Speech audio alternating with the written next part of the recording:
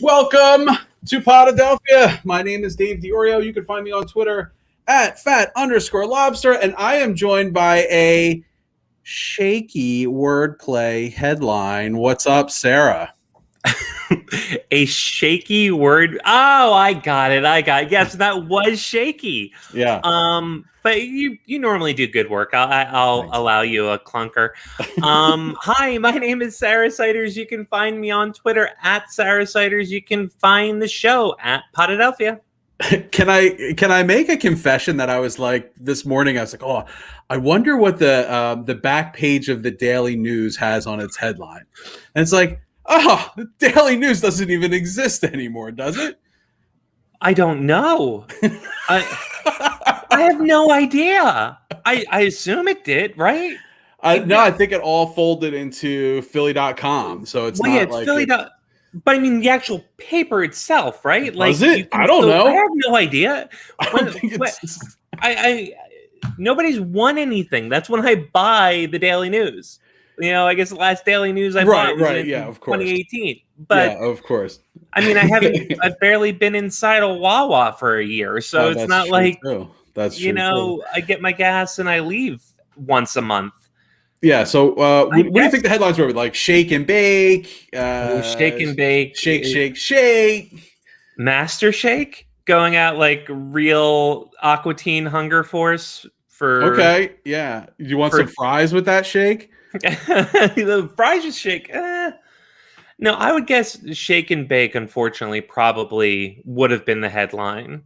Yeah.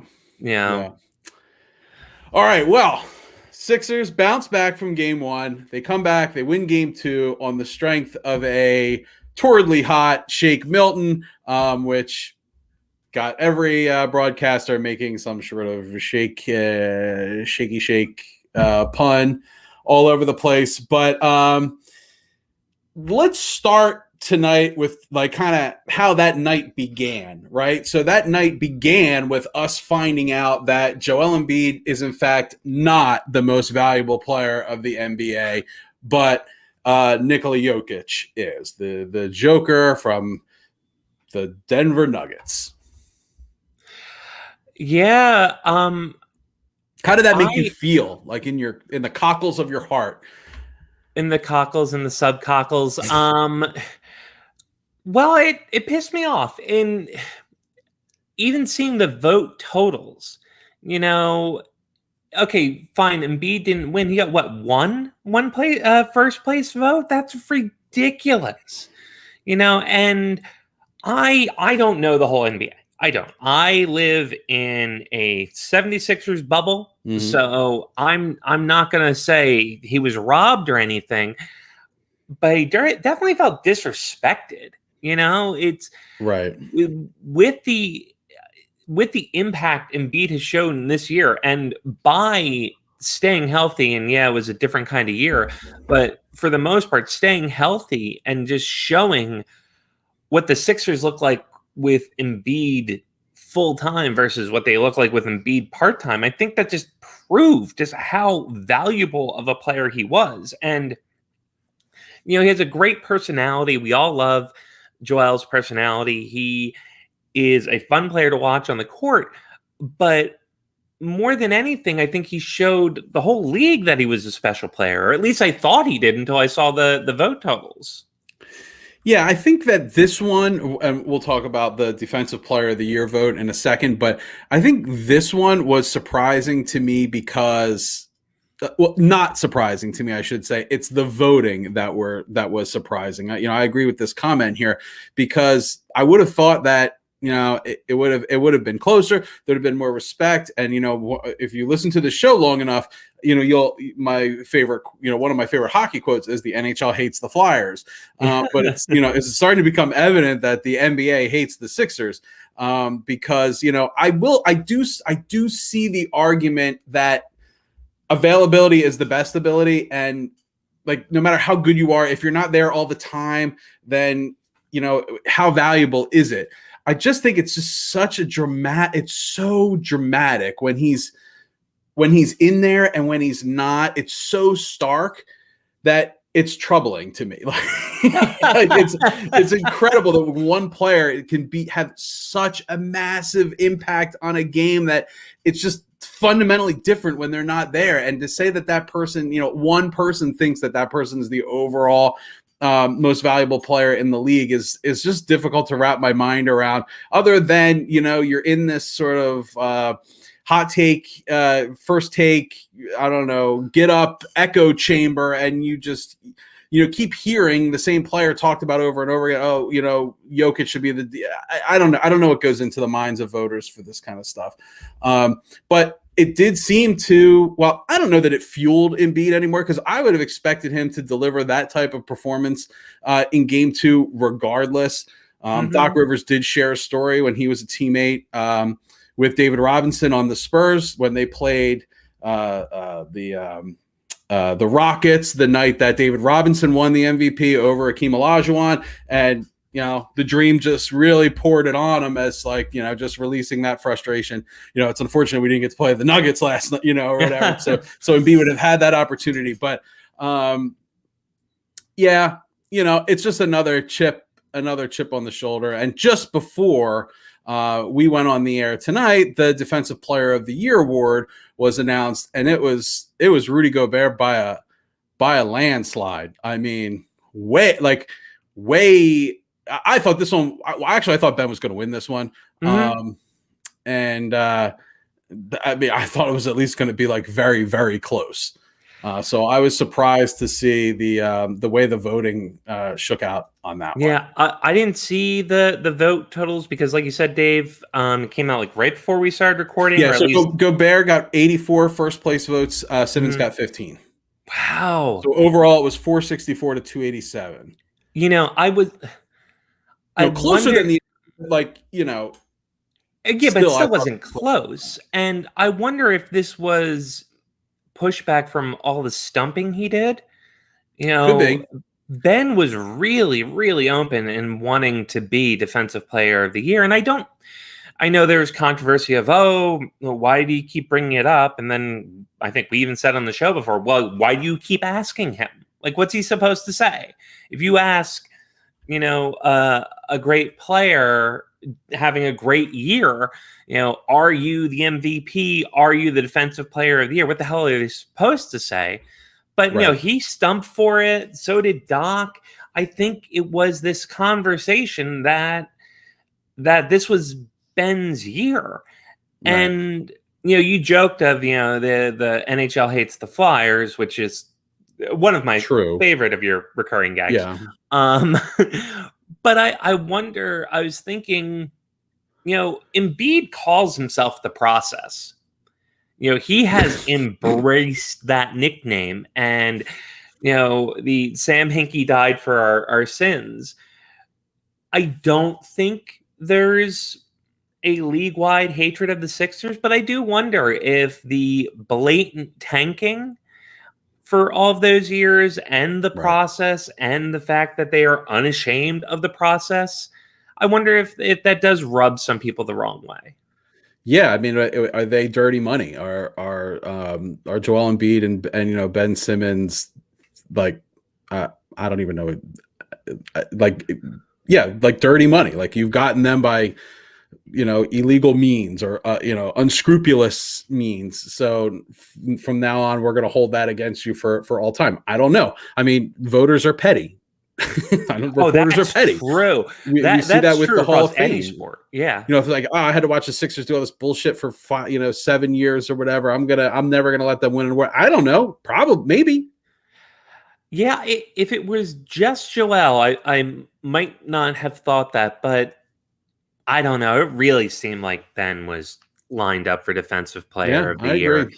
And I don't know, in hockey, your Selke Award, for best two-way forward has to be kind of earned. Usually you deserve it a year or two before you get it. Right. Is Defensive Player of the Year that kind of thing as well? Or is it, just whoever really has the best year? I think All-Star nomination may be like that. Tobias Harris may make the All-Star game next year based on his performances this year.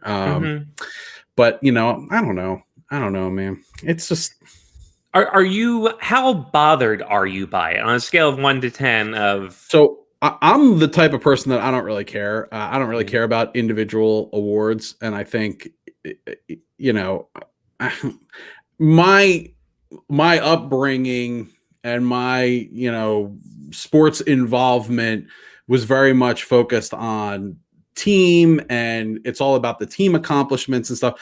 I don't know if it's refreshing or troubling that these guys are so focused on these awards. Like, why? Like, is it so important to you to, like, I mean, you don't see Tom Brady going out there and being like, I'm the MVP, I should be doing this stuff. You know what I mean? Like, it's more team focused. And I don't know. Like, I don't know if it's refreshingly honest for these guys to go out there and say, this is important to me, or if it's more like, why is that important to you? Like, we're in the playoffs right now. Like, why are we stumping for individual awards?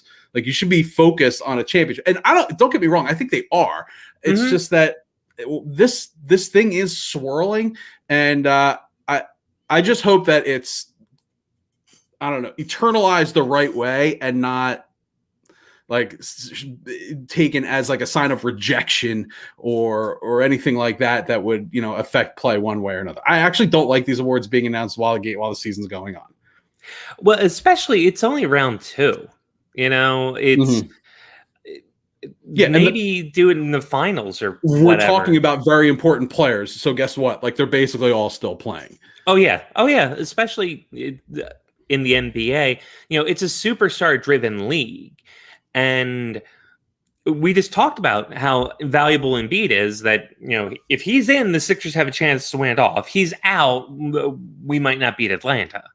No, we won't win anything if Embiid's out. I mean, this is this is big time now, and like, you need all your guns. And I just don't know what else to say about it. I will say that I do want to bring up Jason Blevins' tweet, where Shams tweeted, Denver Nuggets star Nikola Jokic has won the 2021 NBA MVP award, sources tell The Atlantic. And Jason said, I disagree, but I enjoy both offense and defense, which I thought was like really it's a beautiful text. It's a beautiful tweet, I have to say. It's excellently crafted. And drives the point home. It's like, are you a well-rounded player? Like, yeah, I get it that you play every game, but do you play both sides every game? And what do voters value? And it's clear that they value offense. I don't know. Yeah, I don't know either. Hashtag sad. Yeah. All right. Well, let's move on. I don't want to, everyone's kind of exhausted breaking this down. Like, the way the Sixers approached Trae Young and switch things up, in game 2. I kind of want to have some fun tonight and talk about, are the Hawks the most annoying team in the NBA? And can we have an honest conversation about this? Well, I mean, I won't be holding back for any Hawks fans that are listening. Bear's a bum. Hell yeah. I won't hold back for fear of any Atlanta Hawks fans' feelings. Do not. Are you talking about like historically annoying or just currently annoying? I mean, currently, like, if you were to watch all 30 teams play a game, would the Hawks be the most annoying one to watch? Or if you were to watch your team play every team? Nobody else is jumping out to me, and there's definitely some recency bias.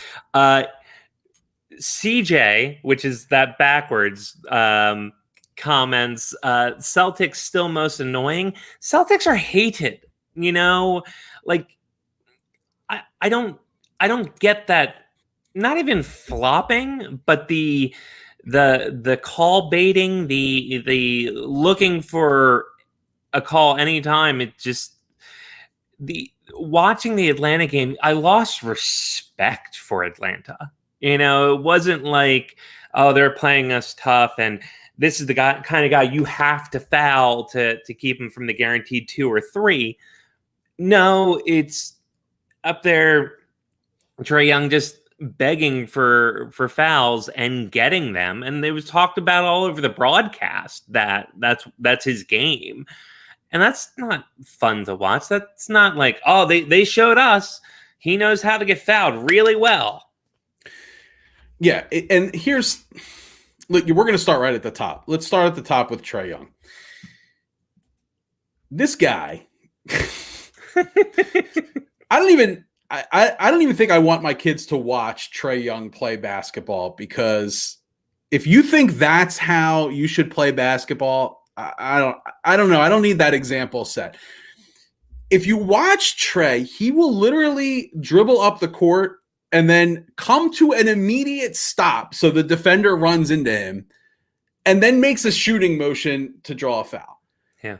He will jump and contort himself into a totally abstract painting of a jump shot to draw a foul.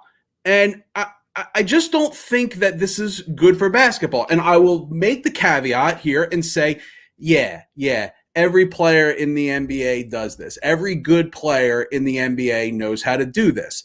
You watch Steph Curry. Steph Curry will do this type of thing. The problem for me is I feel like Trae Young's entire game is predicated on this. It's like defenders have to fear him doing this because it's his primary move. And you cannot, I just don't even know how to articulate how you can handle a player that's entire game is predicated on drawing cheap fouls. And Harden does play that kind of game too. I don't know that I would say that that's his primary go-to move, but it's certainly part of his arsenal. What drives me nuts is when people call this smart or crafty or like, oh my gosh, what a wily player. Look at him being able to draw fouls. Oh, that's what you want to reward? That's absurd. Sorry. Yeah, I agree. And the point on Harden is, I feel like Harden can beat you other ways. Another comment here: Trae Young's flopping was apparently a reason he didn't get voted by coaches in the All-Star game. I respect that if that's true. I don't know that that's true, but if that's true, I could buy it. I could buy it.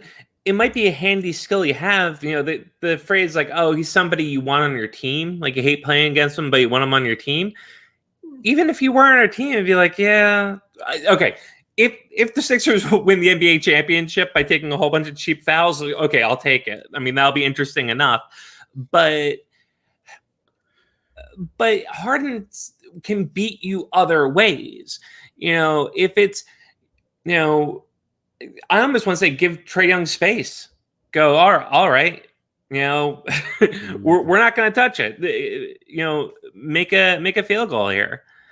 Yeah, you like Trae. I mean, the comment here, I still like Trae's range though, which is more to my point that like you don't have to do. You don't have to play like this. Like, then be a Steph Curry. He can hit from the logo. Like, it's fun. Yeah. Like, and that's fine if that's the player you want to be. Like, he has the ability to do that, and he's not Steph. No one's Steph, but but my son loves playing with Trae on 2K, because he can hit from anywhere basically, and he doesn't want to do the work to get down low to the block. Takes the easy way out, but it's he has talent. But like, why would you want to be known for that? Yeah, well, I guess you don't care. I guess you just don't care. I guess you just go, winning's the only thing that matters. And I mean, how many times do we see that across all sports? I don't know if we'll get to it today, but the ongoing controversy in baseball of, pitchers using foreign substances. Anytime people find like a market deficiency where you can exploit a loophole, get cheap points, ruin the fun or integrity of the game, but your team wins, people do it. I honestly think the NBA needs to do something about this, about who is initiating contact where, and give refs more latitude to say, the shooter initiated that contact. We're not going to call foul on that. And please, referees, if you see something, call it. But if you don't see something, you can't still call it. There's 2 plays on Tobias, not on Tobias, on Matisse in game 1 and in game 2 that, in game 1 they challenged and it still didn't get overturned, which is unbelievable to me. When you touch nothing but air to call a foul, it's just mind boggling. Why even have replay if you're not going to look at the evidence that's on the replay? But whatever, like, what did you see though with your eyes that made you call that foul? I just don't understand. Yeah, I don't either. And you think by reputation, they wouldn't want to go back and look at the game and go, well, we were made a fool of all night. Mm-hmm. We fell for it every single time. And on the broadcast, they talked about it. They talked about all the things he does to muck up a foul.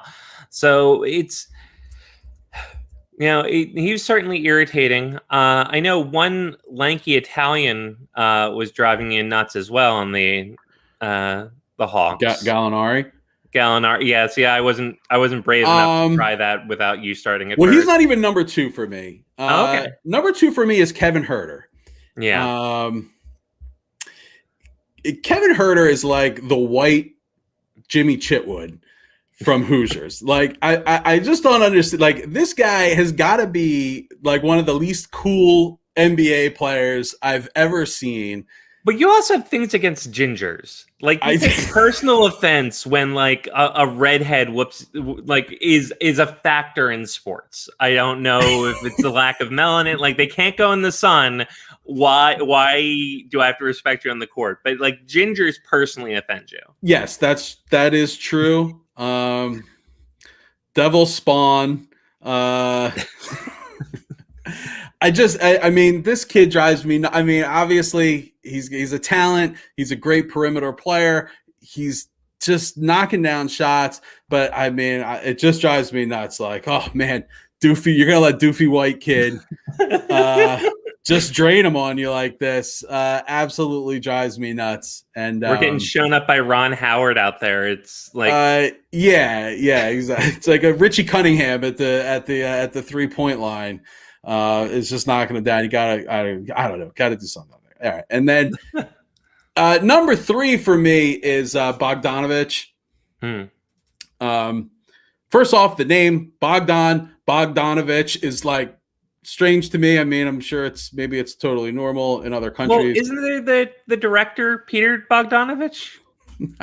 Like, you weren't thinking that all game? Know, but he seems very like Android-like.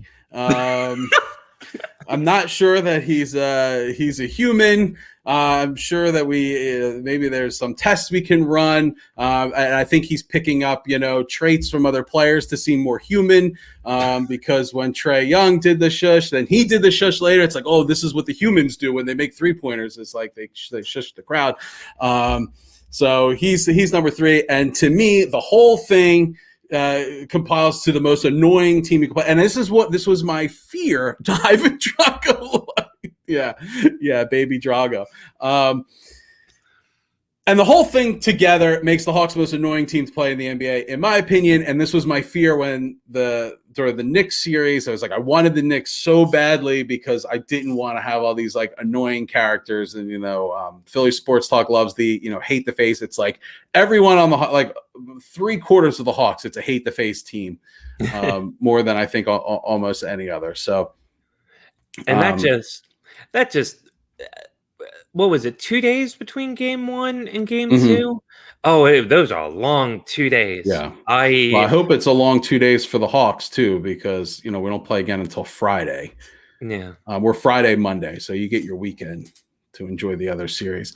Okay. All right. Now back to some serious business. You and I got beef with Doc Rivers. Oh, yes, we do. Yes, we do. Beef. When you said you and I had beef, I thought you meant between each other. And I'm like, we're finally having the Spider-Man debate. We have beef with Doc Rivers. So let's talk about Hack-a-Ben for a second and Doc Rivers' comments. Now let's go back in the Wayback Machine. to the first time this hack-a-ben was employed in the playoffs against the Wizards. Okay, and when asked about it, this was Doc's response: "You want me to take Ben Simmons off the floor? He's pretty good. I'll pass on that suggestion. He could have made more free throws, but he didn't. But he still does other things. I'll take that. Listen, keep the narrative going. We're just going to keep playing."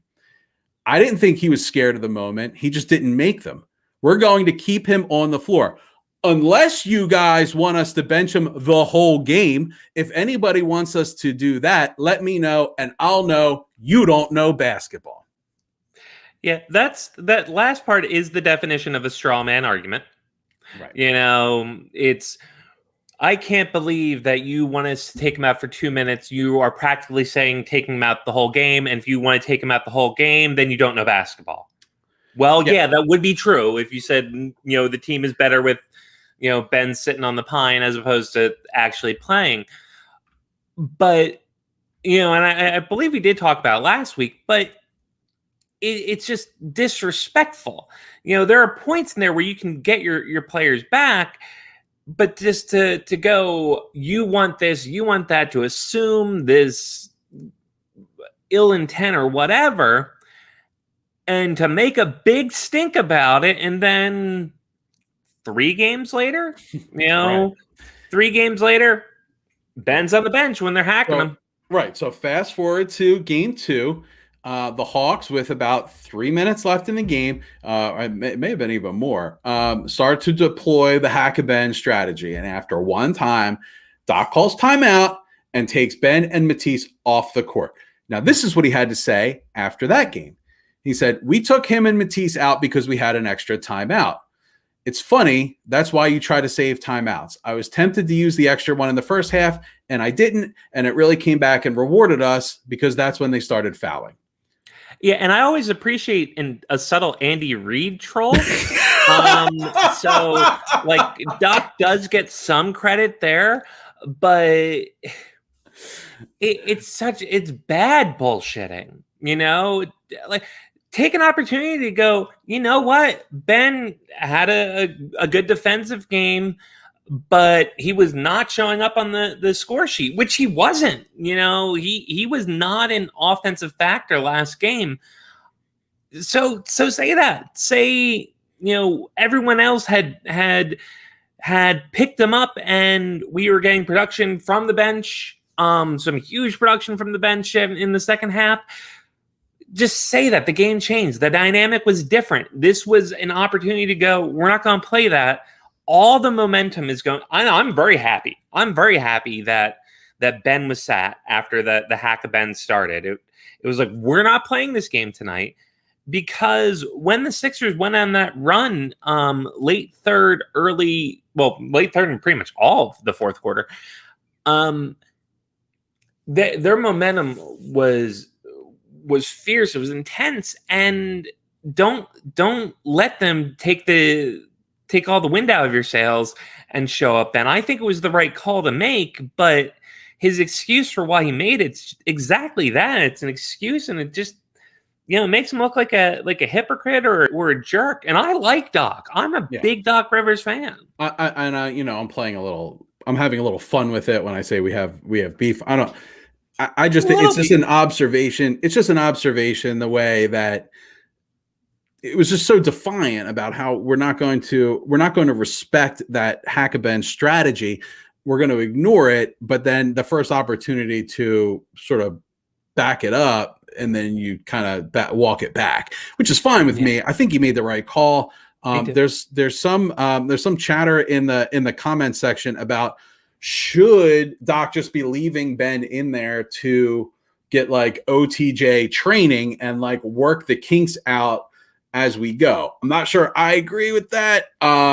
It's crunch time now, so I don't really maybe the regular season's the time for that. I'm a little nervous about letting him, learn on the job in round 2 of the playoffs. In it, not game 2 after you lose game 1.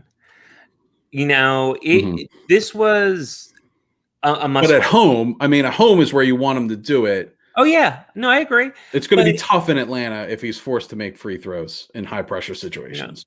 but what it is, but if he can get back home and we get back home with a substantial series lead, it's then maybe that's the time. But this was not the time to go, hey, get your reps in, kid. Let's work out your psychological problems and work out your technique when we have to win this game. And yeah, the Sixers had a healthy lead, a very healthy lead, but they also had all that momentum.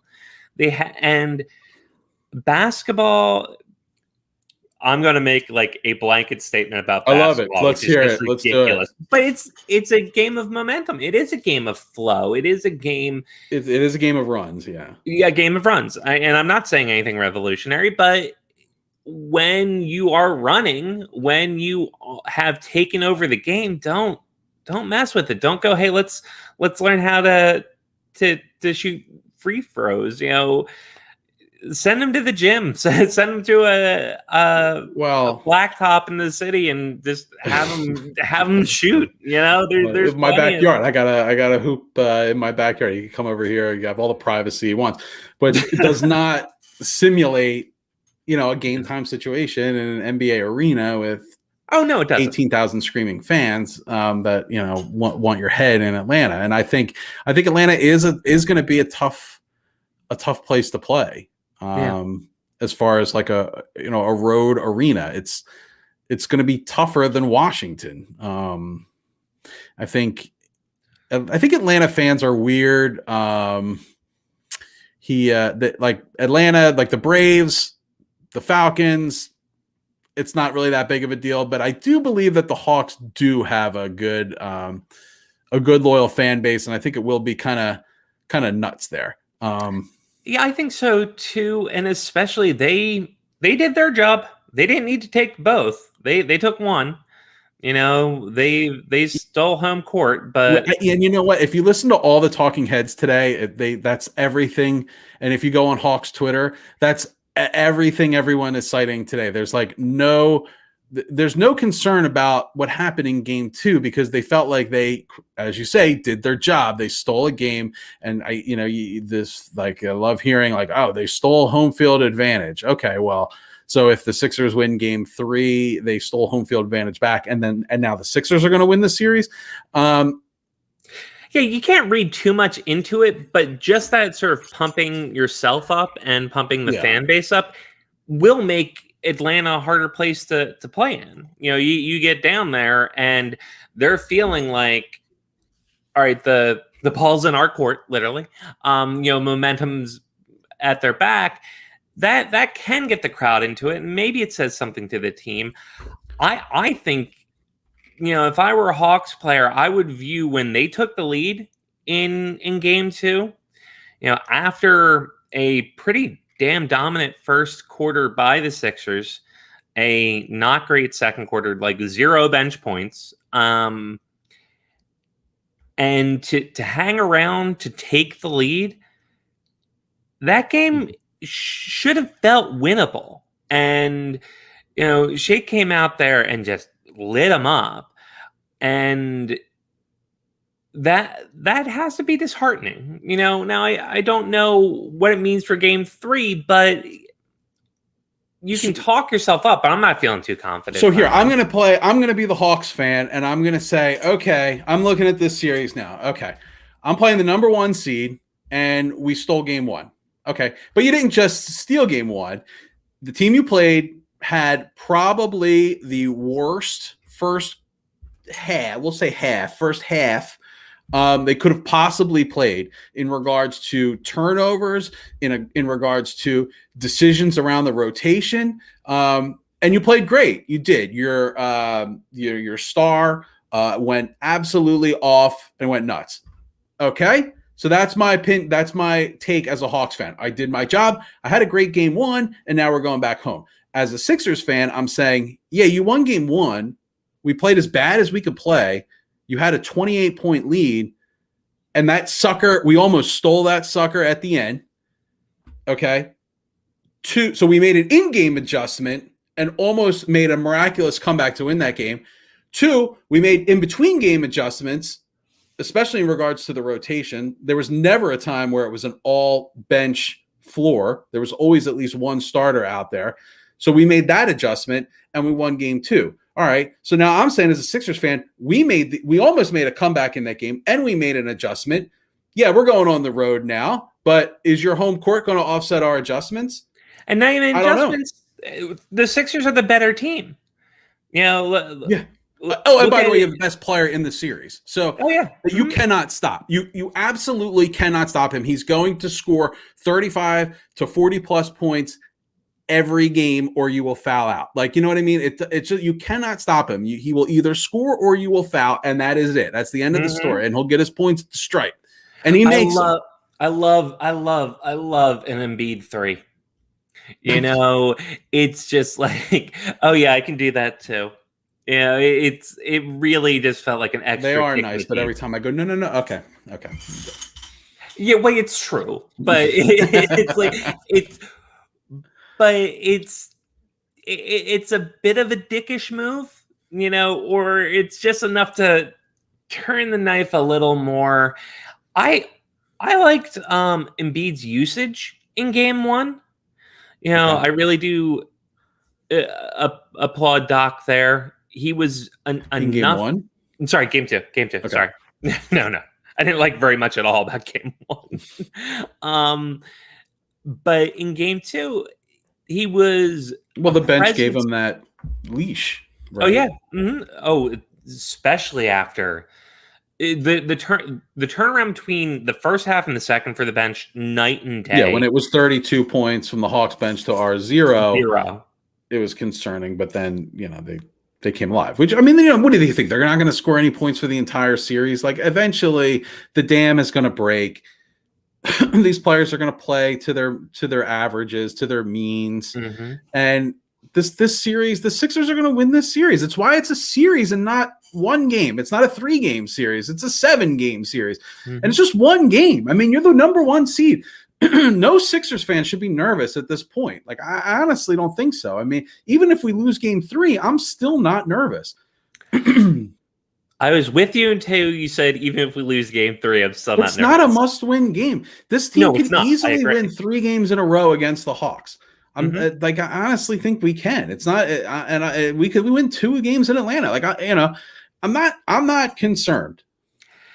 And I always appreciate when you're not concerned because it's legitimate. It's not false confidence. You're reading the tea leaves. You're going, the Sixers are the better team. And I felt great before game 1. We got to evolve, you know. We got to stop being nervous all the time. Well, I'm stealing something again from Flyers Twitter, but I think it's just Philadelphia in general. That's a dangerous place, that Flyers Twitter. Oh, it is. But this is just Philadelphia Twitter in general, which is much better. It's, Philadelphians only have 2 modes, cocky and distraught. And I mean, it's pretty true.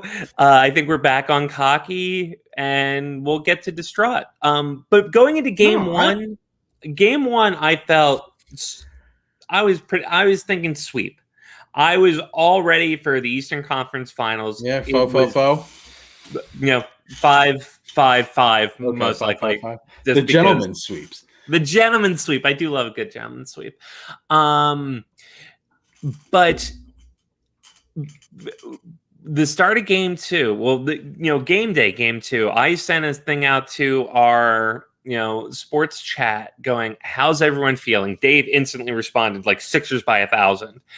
And I felt really the playoff butterflies. I was not doom and gloom, but it felt like the playoffs, which actually is a wonderful feeling. Like that if the Sixers lose this game, I don't know what I'm going to do. And how many hours is it to tip off, and what's the news? How's Embiid? All that stuff. That's what I was feeling before Tuesday's game, before game 2. After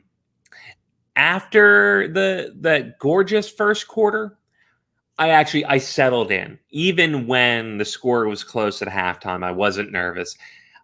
even when the Hawks went up, I wasn't too nervous. And I'm confident going into game 3. If the Sixers lose game 3, I will need some hand holding going into game 4. But well, I'm going to tell you now, take a Xanax or something, or do whatever you got to do to mellow yourself out for the first quarter, because that water's going to be choppy in the first quarter. But it's going to settle down, and Embiid's going to assert himself, and they're going to be just fine. I honestly think, because when you're relying on bench perimeter players, that's tough. Yeah, like the Hawks do, and the Hawks really do rely on those bench perimeter players, and those guys are not always the most trustworthy players on your team. So, we'll see. We got game 3 Friday, we got game 4 Monday, and then we're going to be back on here Tuesday night. So, we'll be talking about when we're going to clinch, and hopefully previewing the Eastern Conference Finals. And, I'm sure James Harden's hamstring will be point of contention in that conversation. But I do want to talk about baseball for a little bit while we still have time. We have about 20 minutes left before we get to the penalty box tonight. And if you've watched the show, I'm focused on this foreign substance issue going on around baseball. And it's turned out that the hot thing on the ticket now is Spider Tack. And a lot of people were, there's a lot of talk about like rosin mixed with sunscreen on your arm gives a good grip on the baseball. And the consensus around MLB is that players are okay with that. That's like a safety net. You're throwing 100 miles an hour. Like, please control where that ball's going. Okay. And Spider Tack is different. And if you don't know what Spider Tack is by now, Spider Tack was developed by like a world's strongest man competitor to like lift Atlas stones. So these like hundreds of pounds of rock don't fall out of your hands. And, it seems like that would be a totally legal substance in that sport, because like you need to hold this giant boulder. But for baseball, what it's used for is to create spin and RPMs on your pitches, and to keep that ball on your hand as long as humanly possible. And if you've watched any sort of interviews with Pedro Martinez, he gives a lot of credit to his ability to pitch by his double jointed or hyper ambidextrous, very long fingers, because he was able to keep that ball on his fingers as long as humanly possible and create spin. Spider Tack evidently will give you up to 500 revolutions per minute more spin on your fastball. Wow. I didn't know it was that big a difference. I got the gist of it, but that when you put it like that, damn. Oh my God. I wasn't even looking at the screen. Luke Williams walked it off for the Phillies. That's pretty unbelievable. I need to see that replay. I just see them all celebrating on home plate. But the new kid, he gets the hat, the home run hat. Did he love the home run hat. Walk-off home run? Well, I wasn't watching the game. My feed's always behind yours, so I'm closer to the stadium. But maybe, hopefully, all right, let's get back to parents are crying and everything. What a great sight. All right, anyway. Yeah, back to Spider Tack. Yeah, sorry. Let's stop talking about the good story and talk about the crap. Yeah. That's where we live. But I guess initially when you described the rosin and the sunblock, I was like, that's those are two legal substances. That was a walk-off home run, unbelievable. The combination of the two may or may not be legal, and MLB said they're going to invest. They're collecting these balls. They're going to investigate it, and this year is basically a free year. No one is going to be penalized basically for this. The rosin and the sunblock, all right, investigate this year, but the Spider Tack and anything else crack down. It's not part of the game. And if it's resulting in, you know, players that shouldn't be in the league looking like aces, or replacement level pitchers looking like all-stars, or whatever the case may be, just get out of your own damn way. Baseball has just an awful history of turning a blind eye to this. And usually it's turning a blind eye to, are the balls corked? Remember that from a couple seasons ago? Right. And all of the steroid abuse, usually it's turning a blind eye to offense. But this is your game. If you suspect there is an epidemic of a sort of cheating, crack down on it. Well, particularly because you're all of a sudden up in arms about the pitchers are too good. Yeah. So anyway, the Spider Tack, Garrett Cole. Mm-hmm. Did you see the press conference with Garrett Cole? I did. Yeah. Was asked point blank, have you used Spider Tack? And his answer was certainly not point blank. His answer was incomprehensible. I don't know how to answer that question. So you've used Spider Tack, basically. Sarah, have you ever used Spider Tack when you pitch baseball? I have not. I have not No, pitched. You know the answer to that question. Yeah. Oh, okay. I get where you're going. You know if you've used some of the world's most stickiest substances when you pitched that you used it. I know that I have never used Spider Tack when pitching a baseball. And why not just lie? You're already well, because he's going to get caught. Congress.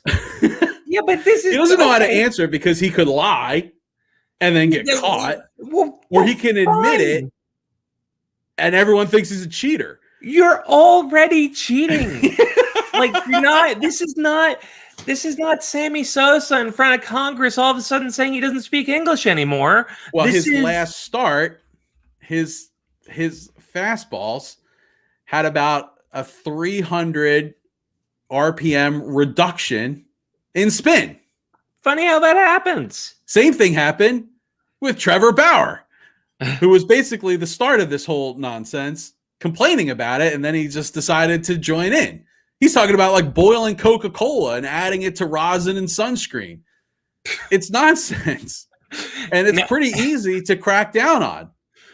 Pick up a ball after it's used, and is it sticky?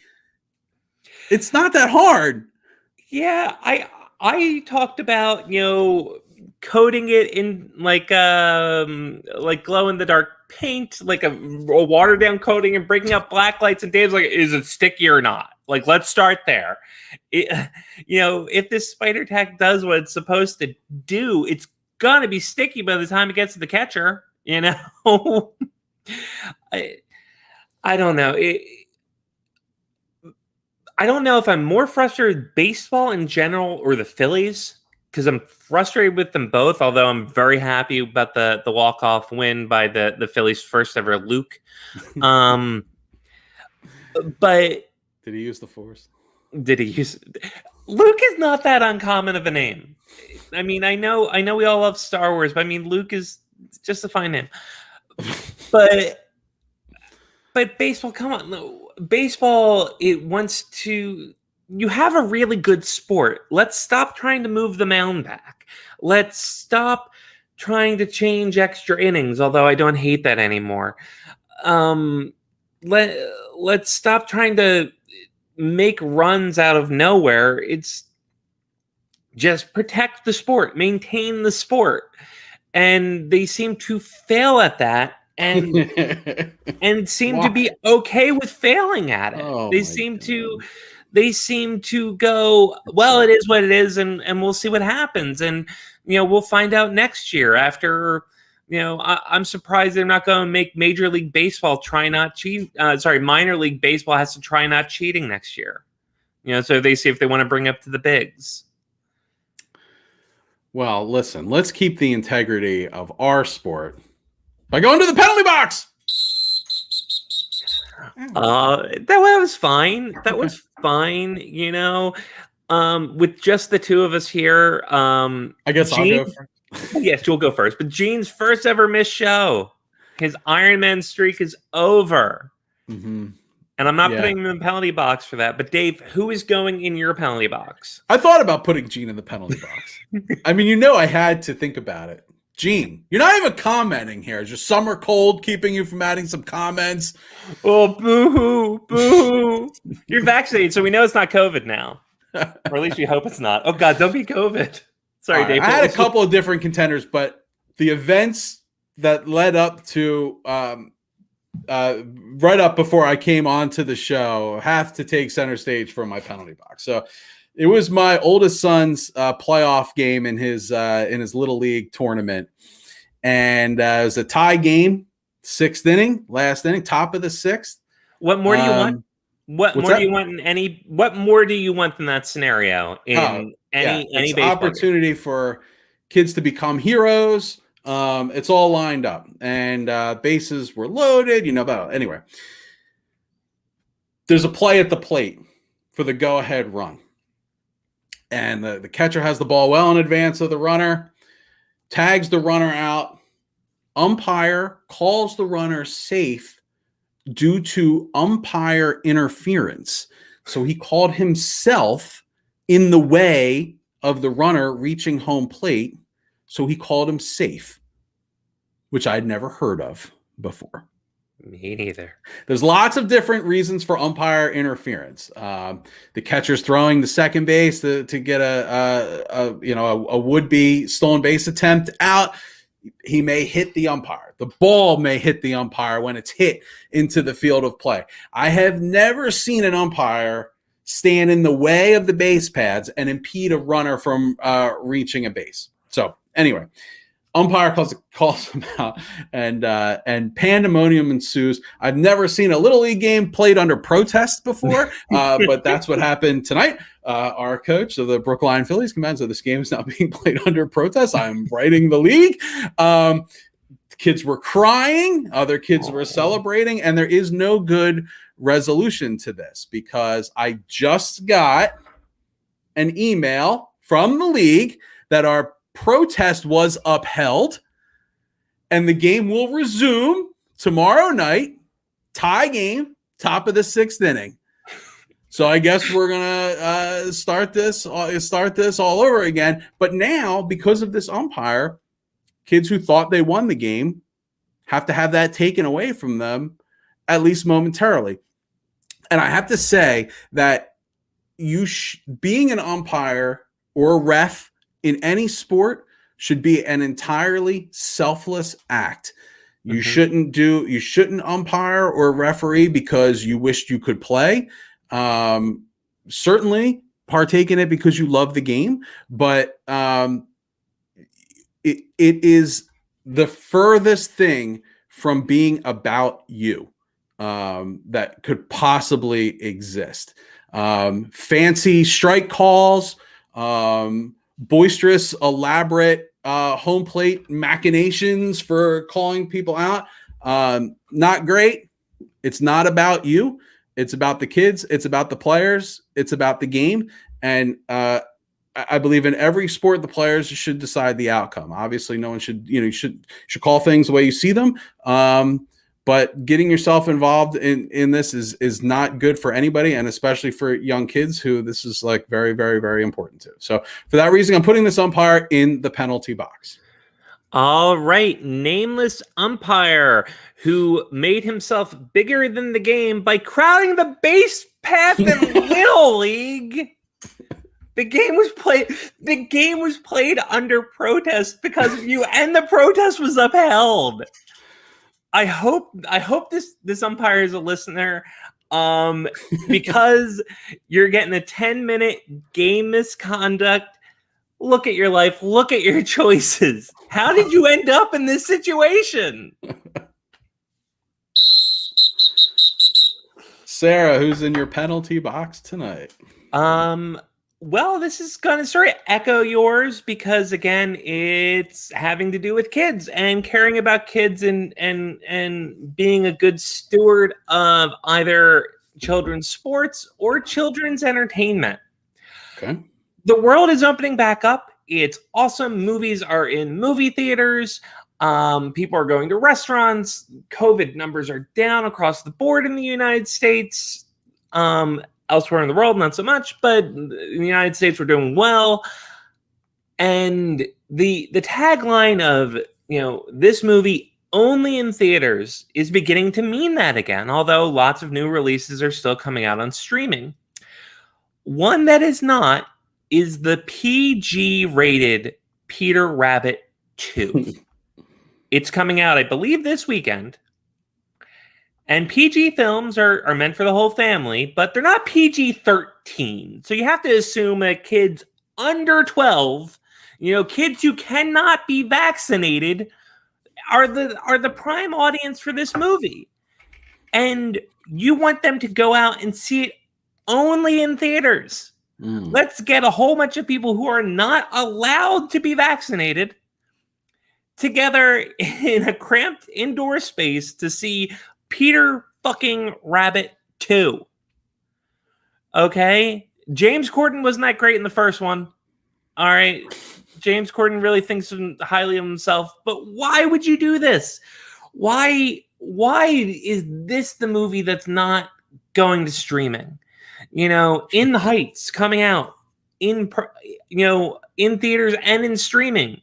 I'm sure a whole bunch of all the adult geeky musical theater people like myself have been vaccinated by now. You can go out to the theater and see it. Black Widow in theaters and in your home. A whole bunch of movies are coming out on streaming. Why on earth is a kids movie only in theaters? So Peter Rabbit 2, you are getting a 2-minute penalty for attempting to prolong the pandemic. 2 minutes for attempting to prolong the pandemic. Sorry, I was reading more about this. The walk-off home run. This appeal. Oh, I mean, if anyone's interested, here's the denouement here. There is no such thing as umpire interference with a runner. We appeal the decision before the next pitch as required by the league rules. So there you go. Yeah, just and like I'm rooting for Dave's team. I know Dave's kids. It's your oldest, right? It's his team, or yep, that's what I thought. But it is gonna be like the end of the first Harry Potter book. There's some shitty kids in Slytherin, but there were some good ones who legitimately are like, yay, we won the House Cup. And then they're like, no. Right. I like Gryffindors and they broke some rules and Harry Potter did something. So fuck all y'all. You didn't win the House Cup. So, well, yeah, stay tuned for our Harry Potter podcast later because that I believe that is the shittiest moment in all of the Harry Potter books. Yeah. From an author who keeps trying to prove herself a little bit shitty in real life, but yeah, it's just like, what the hell, Dumbledore? This is fucked up. Could you at least tell the kids before you put up the decorations? Like it's a horrible reverse surprise party. It's like, come on in, Slytherin, you won. Slytherin other than Malfoy, Crabbe, and Goyle, right? Yeah, either they're lying and everyone in Slytherin is truly awful, or good kids got punished. I was always confused, exactly how many students are in Hogwarts? What is the size of each graduating class? I need to know. I have no idea. I always just put it at my high school levels. I assume every year was 200 students. Right. So I thought it was much larger than that, but I don't know. That's just where it was in my mind. I don't know. Because I guess I equated it to my high school, and I thought there were about 400 kids in each class. I'm like, wow, that's a lot of kids in that school. So you made up the criteria and then were surprised by it.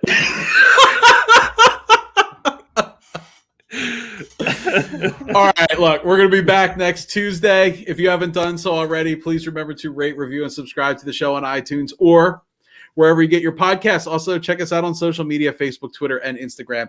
Just search Podadelphia. If you have any more time in your podcast listening day, be sure to check out the Whip Around for all the week's weird news. And also, please check out the Painted Lines for all your Philly sports coverage, not just sports, pop culture. I saw the summer blockbuster movie Draft was out being voted on Twitter, and that sparked some really fun Twister conversations that we had today. And I started thinking about that movie, and now I want to go watch some Helen Hunt and Bill Paxton, R.I.P.